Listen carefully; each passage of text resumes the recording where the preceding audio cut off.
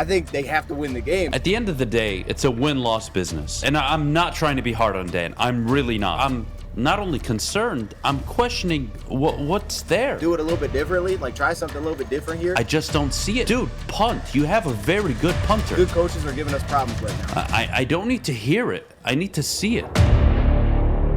Well, I want to ask you, Dan, because we haven't gotten to the obvious one, which is Dan Campbell. And you listen, as someone like you who spends a lot of time covering the team, you know the narrative behind Dan. You know how much this game means.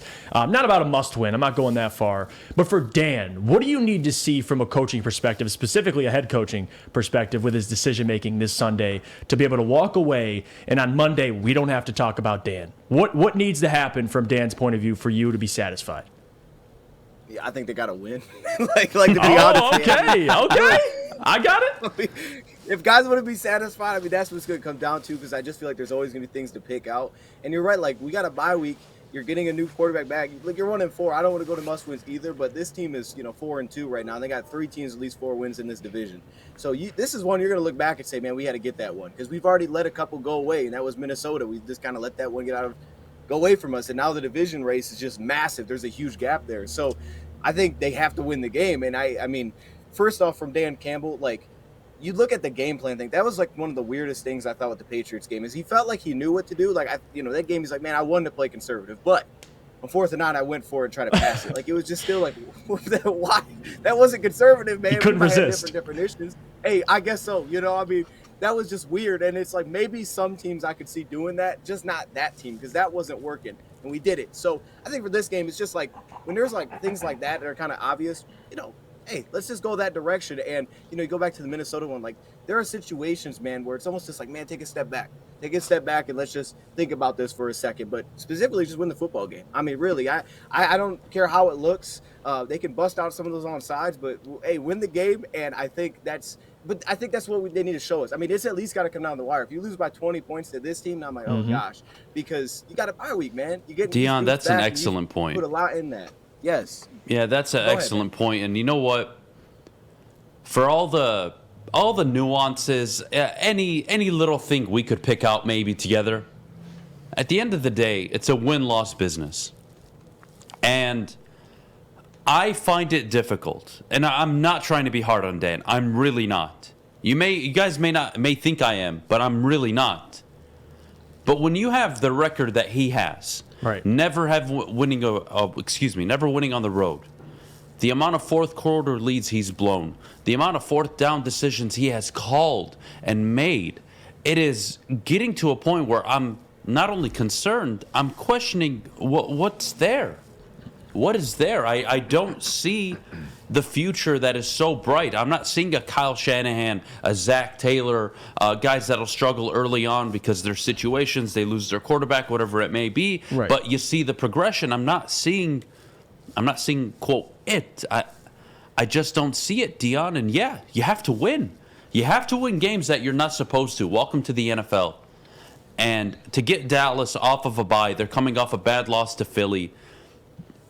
This, again, I agree. I don't want to be calling a game must win when you're a 1-4 football team. But the optics of it, if you're trying to convince me that there's something in Dan Campbell that I may be missing, they're going to have to go out and not only win on Sunday, but really go 4-3 or 5-3 or 5-4 over their next 8-9 games to really sell me on, okay, you know what, it was a bad start to the year. He learned from his coaching mistakes, and that's another thing. He's not learning from his mistakes. He's doubling down on them. The continuous fourth down decisions. Dude, punt. You have a very good punter. Minnesota, I'm not a rocket scientist. This isn't hindsight. But having a kicker who's only kicked twice from 50-plus, only made 2 field goals from 50-plus in his career, to put him in that situation, when all kickers were knowing that struggling, if you make it, it's still a one-possession game. Right. Punt him. Put Kirk Cousins back, put the pressure on him. Your pass rushers will know they have a free run to the quarterback. They're not going to run it. They have no timeouts. And not only that, you call a timeout and then get burnt out of it. I'm not seeing the learning. I'm not seeing the improvement, Dion. And the only way he could change my mind is by winning football games, no? Yeah, 100% right. Because, yeah, I mean, you can go back to last year and find, different examples of how that has happened where you just question, like, why do we do that? I always go back to Chicago last year. When they, like, just hurried up and ran it on fourth down or threw it, I was like, man, we'll just take a field goal. There's like 4 minutes left. Like, you're supposed to expand the game. Like, nah, we just, it's going down here. Yep. So, like, things like that, they're weird. There's weird decisions. But, yeah, you got to win the game because it's like, all right, maybe we're not supposed to win this one, but honestly, what game are we supposed to win? Because we lose a lot, so we're never going to be favored. And then on top of that, it's like you basically gave 2 games away, I feel like, this year at least, right? I mean, they were right there, and that's the league, winning close games. So win the game. And I just want to see him, I kind of want to see him let it loose a little bit, like defensively. Let's try something different. I mean, if it doesn't work, it doesn't work, but try something different because offensively I see something different each week and it's working, so I'm not going to get questions with that. But defense, I'm just like, man, what is this? Last week was a good step, but I think this week is going to be a different challenge. All right, well, look, let me move to this. This is an interesting part of really the whole conversation with Dan Campbell is I could live with a coach winning and losing, quote, their way, right? Somebody who's uber aggressive, who comes out after the New England game and says, look, man, those 6 times we went for it and we didn't get any of them, I was very confident in every single situation. I thought we called the right play. I liked our matchups. I like this. I like that. But again, we're getting to a point here where I don't need to hear it. I need to see it. And no, I'm not going to ridicule you for every fourth down decision you make. Some I can live with, even if you don't get them. But when you are doing it at the detriment of your football team, I got to question your in-game management skills. And with Dan Campbell moving forward, again, I'll point back to last night. New Orleans forced Kyler Murray to a few 3-and-outs to start the second half. The Saints, with no starting secondary players, forced really all underneath throws. They didn't give anything deep. Rondale Moore, outside of the first drive, didn't do much. You can game plan and keep everything in front of you if you're a properly coached team. Dennis Allen, with a defensive background, had New Orleans technically there defensively. They didn't give up anything deep. The 3 interceptions by Andy Dalton absolutely killed them. But where I'm going with this, Dion, is I need to see better coaching. Whether it's Glenn Campbell, I don't care who. I need to see better coaching. I don't need to see miscommunication in the secondary. That's a BS excuse. You have no right as a coach to ever come out and say, yeah, you know what, we had miscommunication in the secondary. That is not allowed. What are you doing all week? What are you doing during the timeout? So I'm not asking, again, for a 10-win season, Dion. I'm not asking for a winning season. What I am asking for, though, and I want you to tell me how achievable this is over the next 12 games, this guy somehow, some way, finds a way to go 5-7. Somehow, some way, stops being so damn aggressive on fourth down, turns around the defense a little bit. The offense continues to give what it's been giving. And if he can do that, I'm okay with the third year. But I just don't see that being realistic given it's Dallas, it's Miami, it's Green Bay, it's a few road games, I believe, and then it's Buffalo. It's not a good look, Dion. Yeah, you're right. And then it's like, well, what games can I even look at the schedule? So at this point, it's just like, hey, I mean, I don't even care who we're playing at this point. 'Cause you're right. Just like beat somebody.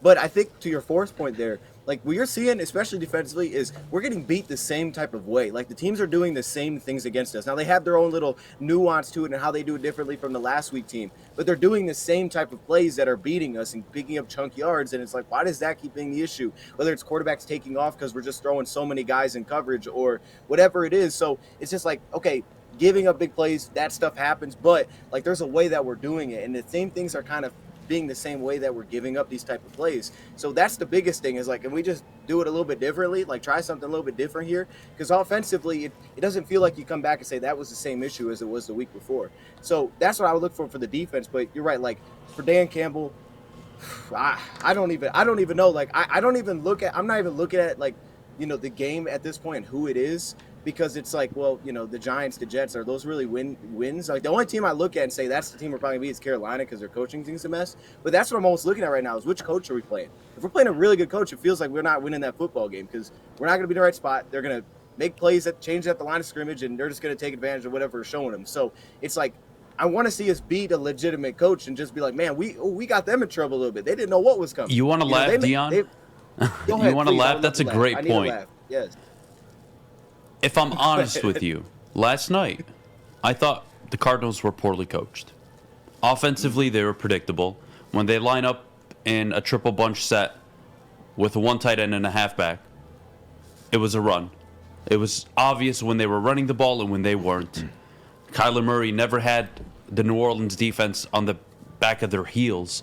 I thought Arizona was poorly coached last night, and I actually thought New Orleans were actually better coached on defense to handle the Arizona offense, and they did. They contained them. But again, 3 interceptions, 2 went back to the house. I mean, if we're honest here, yes, it's not ideal that the Lions have the injuries they have, but so does Atlanta. So does Seattle. So does every team. New Orleans example last night. And they found a way to stay in the game. Having said that, they found a way to make Kyler Murray in that offense punt. Having said that, you look around the league, the Jets, the Giants, Seattle, Atlanta most notably. What am I missing from a, quote, talent perspective? Because that's all I hear. It's talent. Adam, the third stringers. Adam, the second stringers. Adam, they lost their captain. Adam, they lost this. Dion, is it really just the injuries that are biting this team in the ass, or am I just the clown who just believes it's coaching? Dude, I will admit, it is definitely a part of it, man. Because, like, man, but you're right. You have to adapt to what you have, and you have to just try something different.